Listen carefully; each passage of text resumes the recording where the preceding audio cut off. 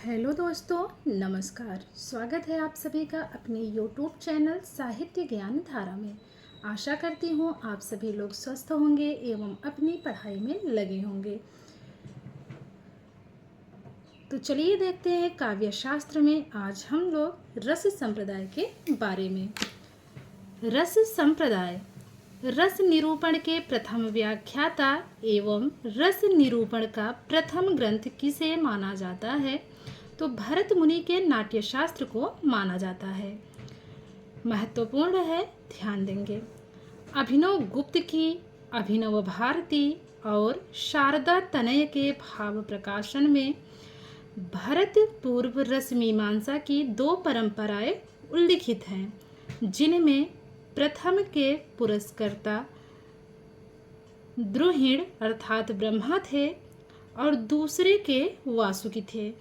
प्रथम मत 8 रसों को मान्यता देता था, तो द्वितीय के अनुसार शांत सहित जो रस, यहाँ पे 9 होना चाहिए, 9 रस मान्य थे। तो ये बहुत ही महत्वपूर्ण है, इसको ध्यान रखेंगे, यहाँ से प्रश्न बनने की संभावना ज़्यादा है। यहाँ से प्रश्न बन सकता है कि भरत पूर्व रस मीमांसा की कितनी परंपराएं उल्लिखित हैं? तो 2 परंपराएं उल्लिखित हैं, जिसमें से प्रथम कौन सा है? प्रथम के पुरस्कर्ता द्रुहिण अर्थात ब्रह्मा थे और दूसरे वासुकी थे। आगे बात करेंगे।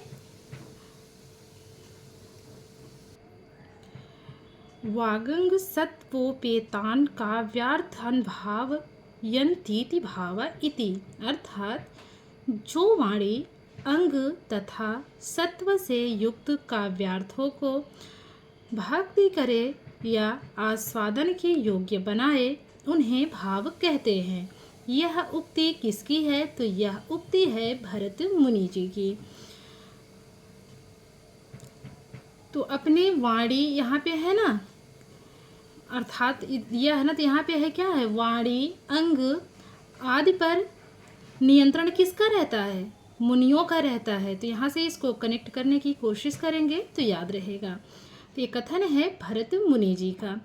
आगे है विभावानुभाव व्यभिचारी भाव संयोगात रस निष्पत्ति ही, अर्थात विभावानुभाव और व्यभिचारी के संयोग से रस की निष्पत्ति होती है। यह उक्ति किसकी है? तो यह उक्ति है भरत मुनि जी की। विभावानुभाव व्यभिचारी भाव संयोगात रस निष्पत्ति। तो ये भरत मुनि का कथन है, ध्यान रखेंगे। भरत के नाट्य शास्त्र में कितने रसों का वर्णन किया गया है? तो कुल 8 रसों का वर्णन किया गया है। कौन कौन से हैं? चलिए देखते हैं। श्रृंगार, हास्य, करुण, रौद्र, वीर, बीभत्स, भयानक, अद्भुत। तो शांत रस के अलावा बाकी जो 8 रस हैं उसको इन्होंने अपने नाट्य शास्त्र में मान्यता दी थी। इन्होंने शांत रस को नहीं माना है। आगे है भरत ने कितने संचारी भावों तथा सात्विक भावों का तथा स्थायी भावों का उल्लेख किया है? तो इन्होंने कुल 8 अस्थायी भाव, 8 सात्विक भाव तथा 33 संचारी भाव को मान्यता दी है। कितने कितने अस्थायी भाव इन्होंने 8 माने हैं, सात्विक भाव 8 माने हैं और संचारी भाव सभी को पता है कि संचारी भाव 33 होते ही हैं। तो इन्होंने 8 रस, 8 अस्थायी भाव, 8 सात्विक भाव और 33 संचारी भाव माने हैं। तो इसको याद करना बहुत मुश्किल नहीं है। चलिए आगे देखते हैं। आगे देखेंगे भरत के नाट्य शास्त्र में मुख्य रस 4 हैं: श्रृंगार, रौद्र, वीर तथा बीभत्स, और इनसे क्रमशः 4 अन्य रसों हास्य, करुण, अद्भुत एवं भयानक को उत्पन्न माना गया है।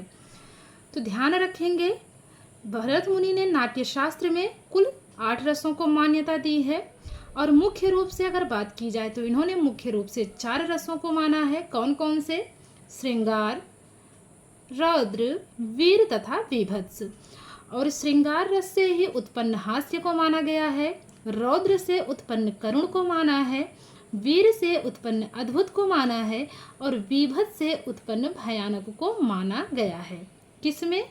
भरत मुनि के नाट्य शास्त्र में। अब बात करेंगे भारत के अनुसार रस के देवता एवं उनके रंग के बारे में। तो सबसे पहले है श्रृंगार रस। श्रृंगार रस का रंग है श्याम और देवता इसके कौन है? तो विष्णु हैं। तो इसको कैसे याद करेंगे? तो श्याम रंग, श्याम का जो है श्रृंगार किया जाता है ना, भगवान कृष्ण का दूसरा नाम ही तो है, वही तो है श्याम जी ना। तो श्याम का श्रृंगार किया जाता है और श्याम किसके अवतार थे? विष्णु के अवतार थे। इस प्रकार से कनेक्ट करेंगे। भगवान श्री कृष्ण किसके अवतार थे? विष्णु के ही तो थे। विष्णु, राम, श्याम, ये इनके अलग अलग अवतार थे। अब बात करेंगे हास्य रस की। हास्य रस का रंग कैसा होता है? श्वेत होता है और इसके देवता कौन माने जाते हैं? तो प्रमथ माने जाते हैं। तो इसको कैसे कनेक्ट करेंगे? जब कोई व्यक्ति हंसता है तो इसको हास्य को ऐसे कनेक्ट करेंगे, तो श्वेत अर्थात सफ़ेद, तो उसमें मतलब कोई मिलावट नहीं रहती है। जब कोई इंसान हंसता है तो पूरे दिल से हंसता है, उसमें क्या होता है? कोई मिलावट नहीं होता, वो क्या होता है? श्वेत होता है बिल्कुल। और इसके देवता प्रमथ माने जाते हैं। बात करेंगे करुड़ रस की। करुड़ रस का रंग है कपोत रंग। कपोत रंग, इसके देवता कौन है? तो यम है। रौद्र रस की बात करें तो रौद्र का रंग है रक्त और देवता है रुद्र। इसको आप लोग आराम से याद कर सकते हैं कि जब कोई गुस्से में व्यक्ति होता है तो कैसे होता है? उसका चेहरा एकदम रक्त की जैसे लाल हो जाता है ना।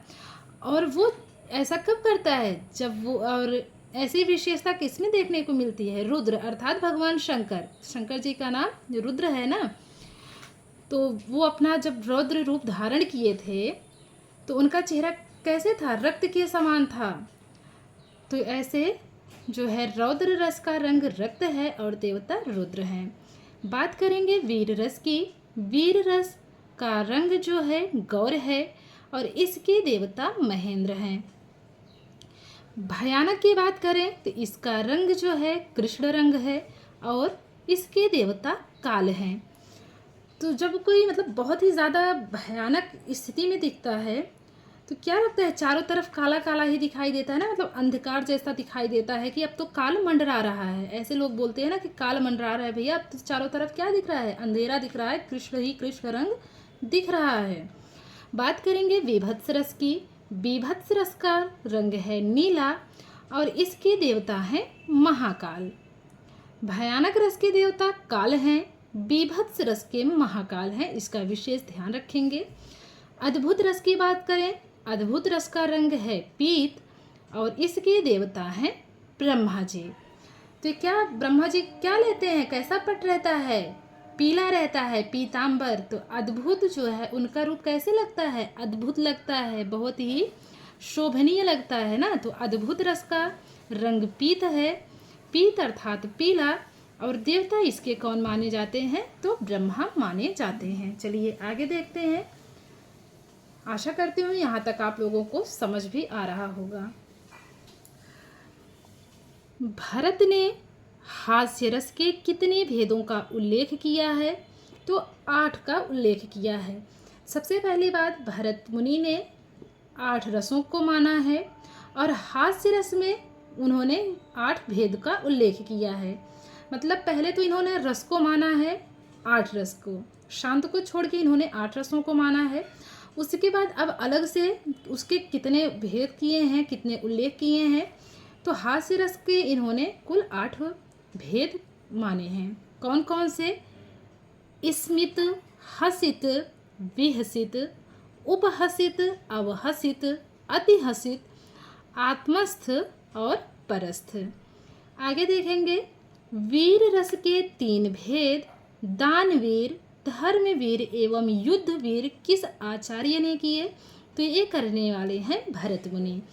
तो इन्होंने जो है भरत मुनि ने हास्य रस के 8 भेद किए हैं, वीर रस के इन्होंने 3 भेद किए हैं।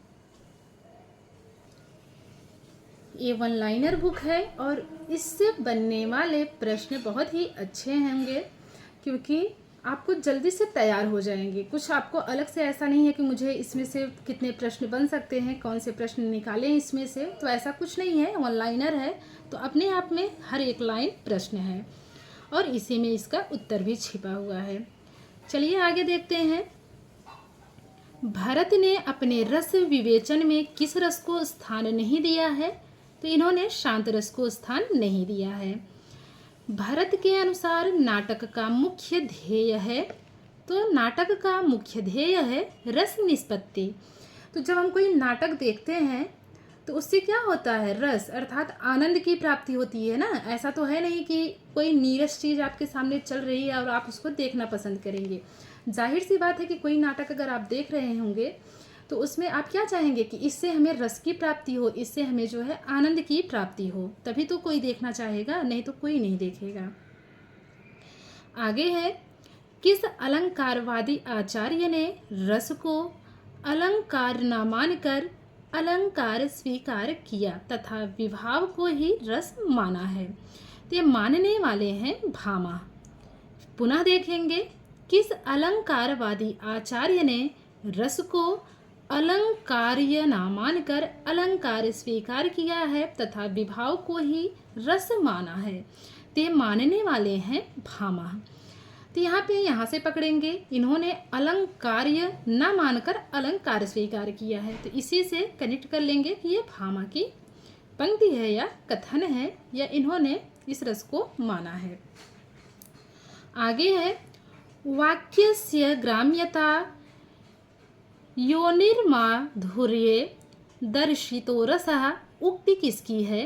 ते उक्ति है दंडी की। वाक्यस्य ग्राम्यता योनिर्माधुर्ये दर्शितो रसः उक्ति किसकी है? ते दंडी का, ये उक्ति है दंडी की। तो इसको कैसे कनेक्ट करेंगे? यहाँ पे दिया है वाक्यस्य ग्राम्यता। तो देखते हैं ना कि कभी कभी कोई व्यक्ति अपशब्द बोलता है तो उसको क्या दिया जाता है? ग्रामवासियों की तरफ से उसको क्या किया जाता है? दंडित किया जाता है, उसको दंड दिया जाता है ना कि आपने ऐसे वाक्य क्यों बोले जो कि उचित नहीं है सुनने के लिहाज से।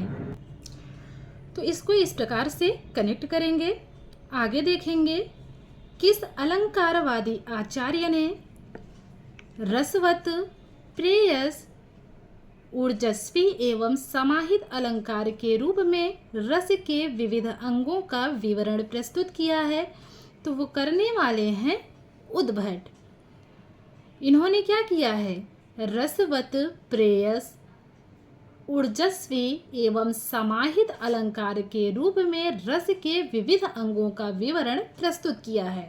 तो ये करने वाले हैं उद्भट।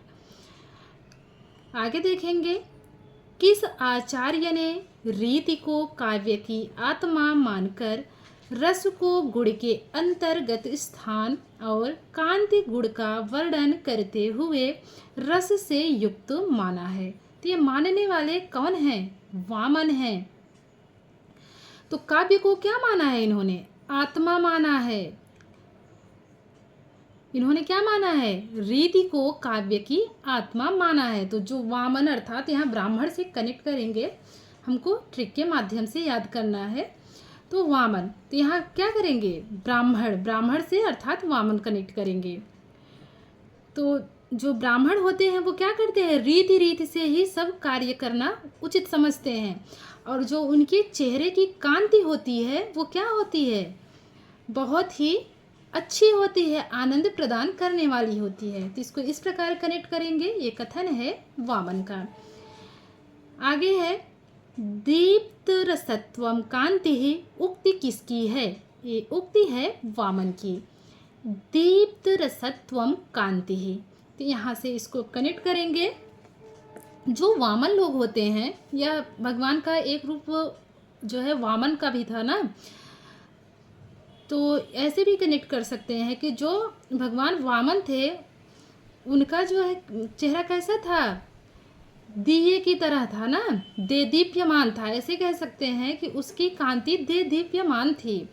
तो दीप्त रसत्वम कांति उक्ति किसकी है? वामन की है। आगे है, किस आचार्य ने शांत और प्रेयान नामक 2 अन्य रसों का वर्णन कर उनकी संख्या 10 कर दी? तो करने वाले हैं रुद्रट जी। फिर से देखेंगे, किस आचार्य ने शांत और प्रेयान नामक 2 अन्य रसों का वर्णन कर उनकी संख्या 10 कर दी? तो करने वाले हैं आचार्य रुद्रट। सबसे पहले भरत मुनि ने 8 रसों को मान्यता दी। उसके बाद उसमें 2 रस इन्होंने और जोड़े। किसने? रुद्रट ने। कौन कौन से? शांत और प्रेयान। शांत और प्रेयान रस को जोड़कर इन्होंने इसकी संख्या टोटल 10 कर दी। तो भरत मुनि ने 8 को मान्यता दी है, रुद्रट ने 2 उसमें और ऐड किए, शांत और प्रेयान, इससे इन्होंने संख्या इसकी 10 कर दी। आगे देखेंगे, किस अलंकारवादी आचार्य ने रस को अलंकार की दासता से मुक्त कर उसे स्वतंत्र अस्तित्व प्रदान किया? तो ये करने वाले हैं रुद्रट। इन्होंने क्या किया है? रस को अलंकार की दासता से मुक्त कर उसे स्वतंत्र अस्तित्व प्रदान किया है।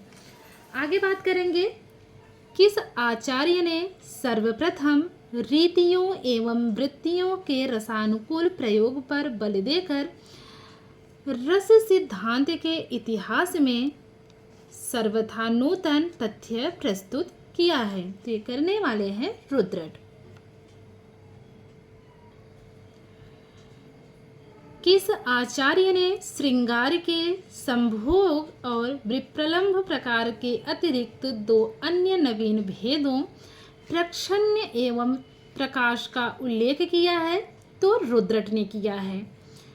फिर से देखेंगे इसको, किस आचार्य ने श्रृंगार के संभोग और विप्रलंभ प्रकार के अतिरिक्त 2 अन्य नवीन भेदों प्रच्छन्न तथा प्रकाश का उल्लेख किया है? तो वो करने वाले हैं रुद्रट। इन्होंने क्या किया है? प्रच्छन्न तथा प्रकाश का भी उल्लेख किया है।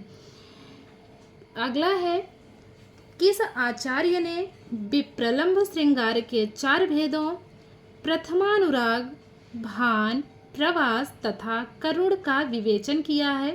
तो रुद्रट ने किया है। आचार्य रुद्रट ने शांत रस का स्थायी भाव किसे माना है? तो इन्होंने सम्यक ज्ञान को माना है। शांत रस का स्थायी भाव किसे माना है इन्होंने? तो रुद्रट ने सम्यक ज्ञान को माना है। तो इसको कैसे ट्रिक के माध्यम से याद करेंगे?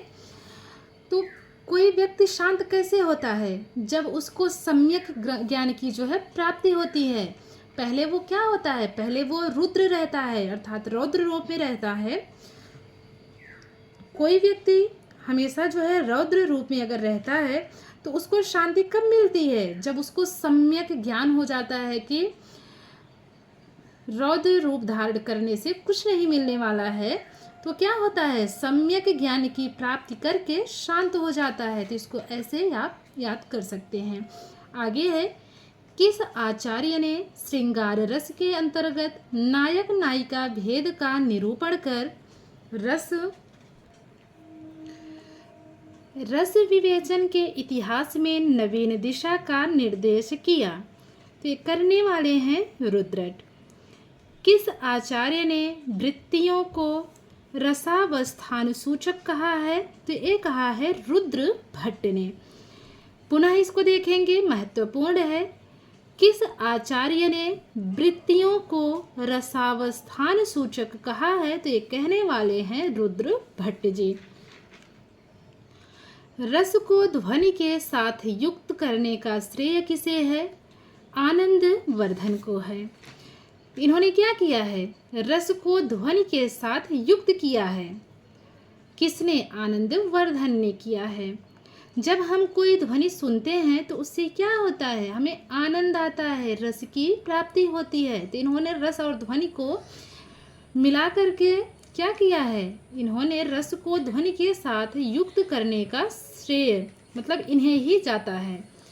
रस और ध्वनि को मिलाने का कार्य किसने किया है? आनंद वर्धन ने। आगे देखेंगे, किस आचार्य ने काव्य की आत्मा ध्वनि स्वीकार कर ध्वनि का प्राण रस ध्वनि को माना है? तो आनंद वर्धन ने माना है। आनंद वर्धन ने किन रसों को प्रमुखता दी है? तो इन्होंने श्रृंगार और शांत रस को प्रमुखता दी है। आनंद वर्धन ने किन रसों को प्रमुखता दी है? तो श्रृंगार और शांत रस को। तो इसको कैसे याद करेंगे? जब कोई व्यक्ति शांत भी रहे और पूरा श्रृंगार किया हुआ रहे तो उसको देख के क्या होता है? आनंद की प्राप्ति होती है ना। कोई शांत व्यक्ति हो और आप श्रृंगार किया हुआ हो, आप उसको देखेंगे तो क्या होगा? आनंद की वृद्धि होगी। तो ये आनंद वर्धन का, इन्होंने जो आनंद वर्धन है, इन्होंने श्रृंगार और शांत को प्रमुखता दी। आगे बात करेंगे, विद्वानों ने रस विवेचन का स्वर्णिम युग किस काल को माना है? मोस्ट इम्पॉर्टेंट है, ध्यान रखेंगे। 850 ईस्वी से 1050 ईस्वी के आसपास तक के काल को इन्होंने क्या माना है? स्वर्णिम युग माना है रस विवेचन का। आगे देखेंगे, विभावैरनुभावैश्च सात्विकै व्यभिचारिभिः आमीयमानः स्वाद्यत्व अस्थायी भावो रसः रमृतः।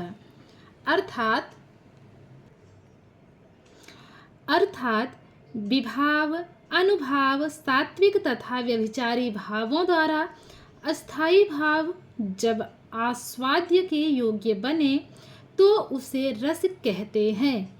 यह कथन किसका है? यह कथन है धनंजय का।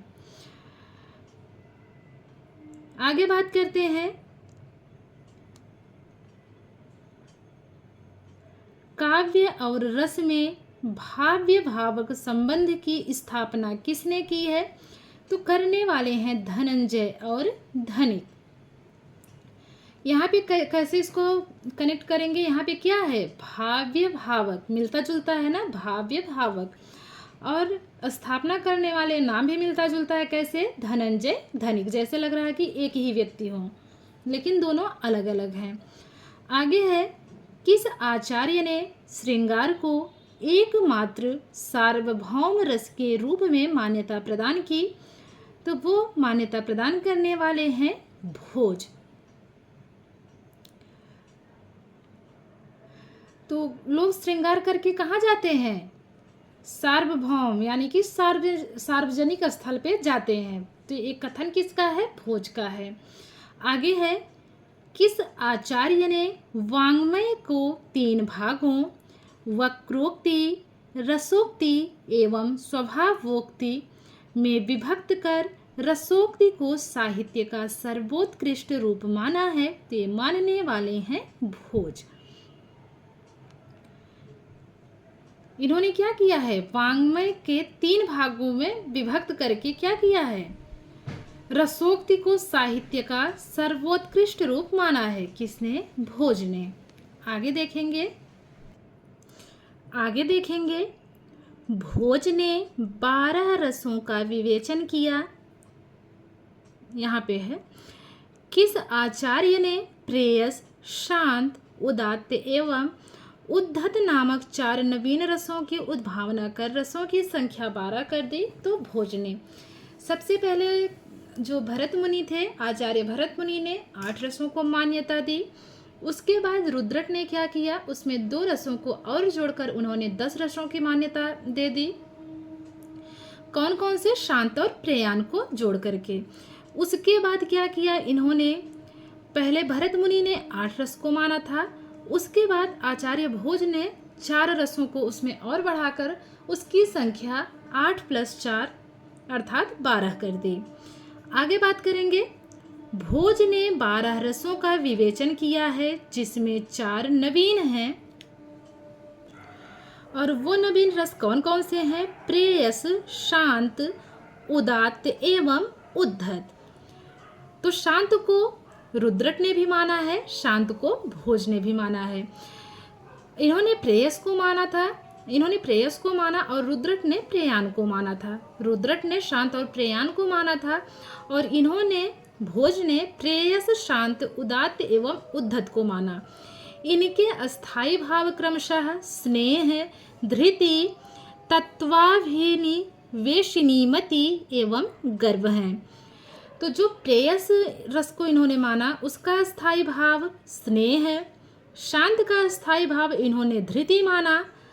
उदात्त का स्थायी भाव तत्वाभिनिवेशिनी मति माना एवं उद्धत का स्थायी भाव इन्होंने गर्व को माना है। उन्होंने शांत रस के पूर्व स्वीकृत स्थायी भाव शम को धृति का ही एक रूप माना है। आगे है, भोज ने रस का मूल किसे माना है? अहंकार को माना है। भोज ने रस का मूल किसे माना है? तो अहंकार को इन्होंने माना है। किस आचार्य के अनुसार अहंकार ही विभाव तथा भावों के द्वारा आनंद के रूप में परिणत होकर रसत्व ग्रहण करता है और वह अहंकार अन्य कुछ नहीं श्रृंगार ही है। तो यह कथन है भोज का। आगे है, रस से ही भावों की उत्पत्ति होती है।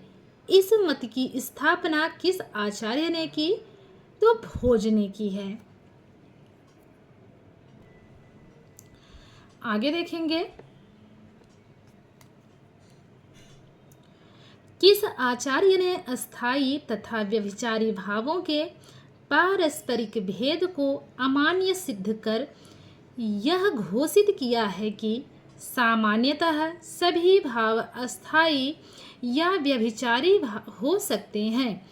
तो यह भोज ने माना है। भोज ने क्या माना है? कि सामान्यतः सभी भाव अस्थायी या व्यभिचारी हो सकते हैं। इन्होंने ये नहीं कहा कि होते ही हैं, इन्होंने संभावना जताई है कि व्यभिचारी हो सकते हैं।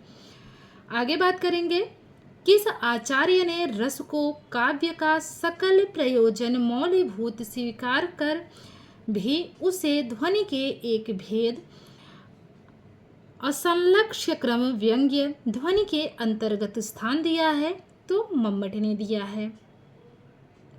आगे है, वाग्वैदग्ध प्रधानेपि रस एवात्र जीवितम उक्ति किसकी है? ते उक्ति है अग्नि पुराण कार की। नाट्य दर्पण किन दो लेखकों की सम्मिलित कृति है? तो ये है रामचंद्र गुणचंद्र की।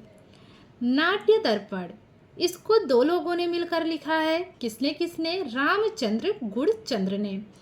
आगे बात करेंगे, किस ग्रंथ में लौल्य, स्नेह, व्यसन, सुख तथा दुख नामक नवीन रसों की कल्पना की गई है तथा क्षुत, तृष्णा, मैत्री, मुदिता, श्रद्धा, दया, उपेक्षा, रति, संतोष, क्षमा,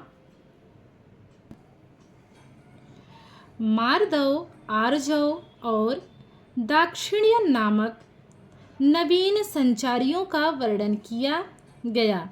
तो करने वाले हैं, कहाँ किया गया है? रामचंद्र गुणचंद्र कृत नाट्य दर्पण में किया गया है। आगे है, वाक्य रसात्मक काव्यम। वाक्यम रसात्मक काव्यम कथन किसका है? तो ये कथन है विश्वनाथ का। वाक्य में रस कहाँ पाया जाता है? पूरे विश्व में पाया जाता है। ऐसा नहीं है कि भारत के ही लोग जो है रस युक्त वाक्य बोलते हैं, ऐसा तो बिल्कुल नहीं है। वाक्यम रसात्मक काव्यम, तो ये हर जगह के काव्य की विशेषता है कि उसमें क्या होता है? वाक्य में रस की अनुभूति होती है। तो कहाँ होती है? पूरे विश्व में होती है। अर्थात यह कथन विश्वनाथ का है। किस आचार्य के अनुसार जब मन में तमोगुण और रजोगुण दब जाते हैं और सत्व गुण का उद्रेक और प्राबल्य होता है तभी रस की अनुभूति होती है? यह कथन है विश्वनाथ जी का। ये क्या कहना चाहते हैं? कहते हैं कि जब मन में तमोगुण और रजोगुण दब जाते हैं और सत्व गुण का उद्रेक और प्राबल्य होता है तभी रस की अनुभूति होती है। तो ये कहने वाले हैं विश्वनाथ जी। आगे है, किस आचार्य ने रस का मूल चमत्कार को मानकर अद्भुत रस का प्राधान्य माना है? विश्वनाथ ने माना है। वत्सल नामक स्वतंत्र रस का वर्णन किस आचार्य ने किया है? तो ये करने वाले हैं विश्वनाथ जी। इसको कैसे याद करेंगे? तो वात्सल्य कहाँ पाया जाता है? ऐसा तो नहीं है कि भारत में ही जो माताएं होती हैं उनको ही अपने पुत्र से जो है वात्सल्य रहता है, बिल्कुल नहीं रहता। संसार में अर्थात विश्व में होता है ना। वात्सल्य तो किसी को किसी के प्रति हो सकता है, अपने बच्चे के प्रति, भाई बहन में हो सकता है, गुरु शिष्य में हो सकता है, पिता पुत्र में हो सकता है, पिता पुत्री में हो सकता है, माता पुत्र में, माता पुत्री में, तो ऐसे हो सकता है। तो ये वात्सल्य जो है हर जगह पाया जाता है, ऐसा नहीं कि भारत में ही पाया जाता है। हर पिता हर माता अपनी संतान से ही उतना ही प्रेम करते हैं, चाहे कोई भी हो। तो ये विश्वनाथ अर्थात पूरे विश्व में ऐसा होता है, तो ये विश्वनाथ का कथन है। आगे बात करेंगे, भाव प्रकाशन ग्रंथ किसका है? भाव प्रकाशन ग्रंथ है शारदा तनय का। इसको कैसे याद करेंगे? जो शारदा हैं, शारदा अर्थात माँ सरस्वती, सरस्वती का ही पर्यायवाची शारदा भी है ना। तो जो शारदा हैं वो क्या करती है? वो भाव का प्रकाश दिखाती हैं लोगों को। भाव का प्रकाश कौन दिखाता है? शारदा दिखाती हैं। आगे बात करेंगे, आगे देखेंगे, रस मंजरी तथा रस तरंगिणी नामक 2 रस शास्त्रीय ग्रंथों के रचयिता कौन हैं? तो वो हैं भानु दत्त। तो इसको ट्रिक के माध्यम से कैसे याद करेंगे? तो भानु सूर्य का पर्यायवाची भानु भी है, तो भानु के पास क्या है? तरंगों की मंजरी है। भानु के पास क्या है? तरंगों की मंजरी है। भानु से हो गए भानुदत्त, तरंग से हो गए तरंगिणी, मंजरी से हो गई रस मंजरी। आगे है, माया रस नामक एक नवीन रस, जृंभा नामक नवीन सात्विक भाव एवं छल नामक नवीन संचारी का वर्णन किसने किया है? तो भानुदत्त ने किया है। भानुदत्त ने किस नवीन रस को माना है? तो माया रस को माना है। इन्होंने किस नवीन सात्विक भाव को माना है? जृंभा को माना है। एवं एक नया संचारी भाव इन्होंने माना है, कौन सा? छल को माना है।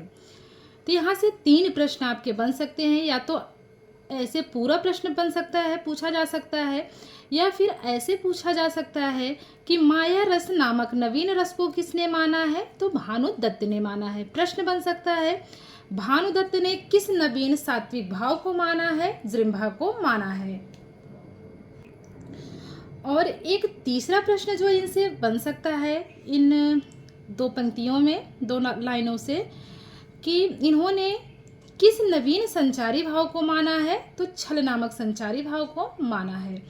आगे है, भक्ति रसामृत सिंधु एवं उज्ज्वल नीलमणि नामक ग्रंथों के रचयिता कौन है? तो रूप गोस्वामी हैं। तो ऐसे इसको कैसे याद करेंगे? जब कोई भक्त होता है तो उसकी भक्ति में क्या होता है?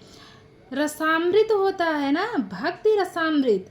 और उस कैसा होता है? उसका रूप जो है उज्ज्वल नीलमणि के समान होता है। ऐसे कनेक्ट करेंगे कि जो भक्त जिसके पास भक्ति रसामृत होती है उसका रूप जो है उज्ज्वल नीलमणि के समान होता है। रूप से हो गए रूप गोस्वामी, उज्ज्वल से हो गया उज्ज्वल नीलमणि, भक्ति रसामृत से हो गया भक्ति रसामृत सिंधु। आगे देखेंगे, किस आचार्य ने एकमात्र मधुर या उज्ज्वल रस की रसनीयता सिद्ध कर भक्ति रस को सर्वोत्कृष्ट रस माना है? ते मानने वाले हैं रूप गोस्वामी जी। फिर से देखेंगे, किस आचार्य ने एकमात्र मधुर या उज्ज्वल रस की रसनीयता सिद्ध कर भक्ति रस को सर्वोत्कृष्ट माना है? तो रूप गोस्वामी ने माना है। रूप गोस्वामी ने भक्ति रस को क्या माना है? सर्वोत्कृष्ट माना है। तो जो भक्तों का रूप होता है वो क्या होता है? सर्वोत्कृष्ट लगता है देखने में ना, अगर भक्त सच्चा हो। आगे देखेंगे, किस आचार्य ने 5 प्रकार की भक्ति के आधार पर 5 प्रकार के रसों की कल्पना की और उन्हें शांत, दास्य अर्थात प्रीति, सख्य अर्थात प्रेयस, वात्सल्य एवं माधुर्य कहा है। तो रूप गोस्वामी जी ने कहा है। तो जो भक्ति से संबंधित बातें की हैं वो करने वाले कौन थे? रूप गोस्वामी जी थे। आगे है, किस आचार्य के अनुसार अंतःकरण की वृत्ति का आनंदमय हो जाना या चैतन्य के आवरण का निरावृत हो जाना ही रस है? तो ये कथन है पंडित राज जगन्नाथ जी का। इन्होंने क्या कहा है? अंतःकरण की वृत्ति का आनंदमय हो जाना। तो किसकी जो है, किसका अंतःकरण शुद्ध होता है? भगवान जगन्नाथ का होता है ना। उनको देख के क्या होता है? आनंद प्राप्त होता है। आगे है, अस्त्यत्रापि रसो वैसः रसम होवायम लब्ध्वानंदी भवति। पुनः देखेंगे, अस्त्यत्रापि रसो वैसः रसम होवायम लब्ध्वानंदी भवति। उक्ति किसकी है? ते उक्ति है पंडित राज जगन्नाथ जी की। यहाँ पे इसको कैसे कनेक्ट करेंगे? यहाँ पे दिया है ना, रसम होवायम लब्ध्वानंदी। तो रस से जो है कौन कौन लाभान्वित होता है? पूरे जगत के लोग होते हैं ना। पूरे जगत के लोग क्या होते हैं? रस से लाभान्वित होते हैं। इस प्रकार इसको कनेक्ट करेंगे। आगे है, आचार्य शुक्ल ने काव्य की आत्मा किसे माना है? तो शुक्ल जी ने रस को काव्य की आत्मा माना है। लोक हृदय में लीन होने की दशा का नाम रस है, यह कथन किसका है? तो लोक हृदय की बात कौन करते हैं? आचार्य शुक्ल जी करते हैं। आगे है,